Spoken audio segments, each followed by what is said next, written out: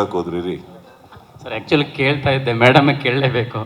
Madam, ಅದೇ Sudeep sir ಸಿನಿಮಾನ distribution ಮಾಡ್ತಾ ಇರುವಂಥ ಸ್ಟೆಪ್ಪು ನಿಮಗೆ ಹೇಗೆ ಡಿಸೈಡ್ ಮಾಡಿದ್ದು, ಮತ್ತು ಸ್ಪೆಷಲಿ ಮಾರ್ಕ್ಗೆ ಹೇಗೆ ಪ್ಲ್ಯಾನ್ ಆಯಿತು ಅನ್ನುವಂಥದ್ದು ಸರ್ ಸಜೆಷನ್ನು, ಮತ್ತು ಅವರ ಸಿನಿಮಾ ಜರ್ನಿನ ನೀವಿಷ್ಟು ಹತ್ತಿರದಿಂದ ನೋಡ್ಕೊಂಡು ಬಂದಿದ್ದೀರಿ.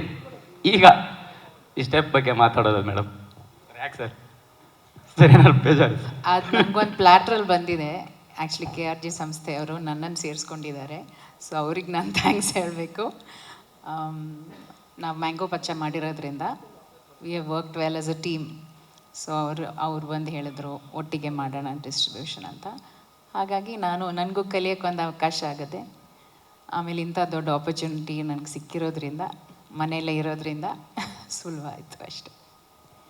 ಸುದೀಪ್ ಸರ್, ಮಾರ್ಕ್ ಸಿನಿಮಾದಲ್ಲಿ ಮಾರ್ಕ್ ನಮ್ಮನ್ನು ಹೇಗೆ ಕಾಡಬಹುದು ಒಂದು, ಮತ್ತೊಂದು ಸುದೀಪ್ ಸರ್ಗೆ ಎನರ್ಜಿ ಅನ್ನೋದು ಯಾವ ಅಂಗಡಿಯಲ್ಲಿ ಸಿಗುತ್ತೆ ಅಂತ ಹೇಳಿ. ಯಾಕಂತ ಹೇಳಿದ್ರೆ ನಿದ್ದೆ ಮಾಡಲ್ಲ, ಅಲ್ಲಿಂದ ಇಲ್ಲಿಗೆ ಇಲ್ಲಿಂದ ಅಲ್ಲಿಗೆ ಜಂಪ್ ಮಾಡ್ತಾನೆ ಇರ್ತೀರಾ, ವರ್ಕ್ ಮಾಡ್ತಾನೆ ಇರ್ತೀರಾ.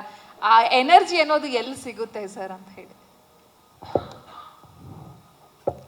ಹೇಳಿದ್ರೆ ಏನು ಮಾಡ್ತೀರಿ? ನಾವು ಟ್ರೈ ಮಾಡೋಣ ಅಂತ ಸರ್. ಬನ್ನಿ ಮನೆಗೆ.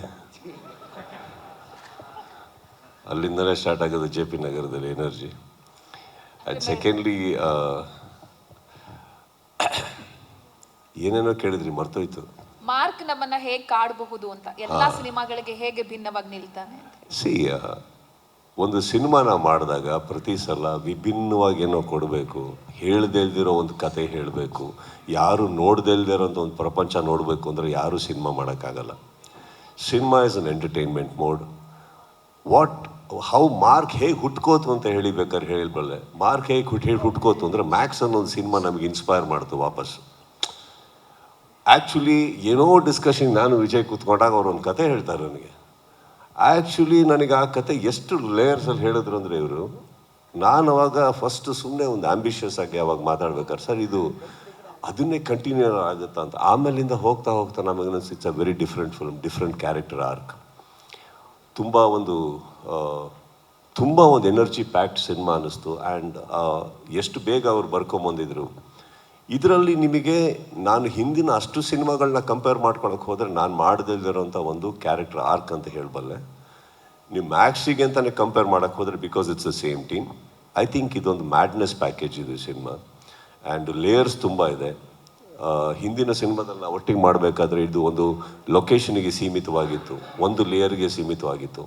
ಇದರಲ್ಲಿ ಬಹಳ ಹಂತದಲ್ಲಿ ಕತೆ ಹೇಳ್ಕೊಂಡೋಗಿದ್ದಾರೆ. ಹೋಗ್ತಾ ಹೋಗ್ತಾ ಅನ್ಫೋಲ್ಡ್ ಜಾಸ್ತಿ ಆಗುತ್ತೆ, ಕ್ಯಾರೆಕ್ಟರ್ಸ್ ಜಾಸ್ತಿ ಇದ್ದಾರೆ, ಟ್ರಾವೆಲಿಂಗ್ ಜಾಸ್ತಿ ಇದೆ, ಟೆಂಪೋ ಜಾಸ್ತಿ ಇದೆ.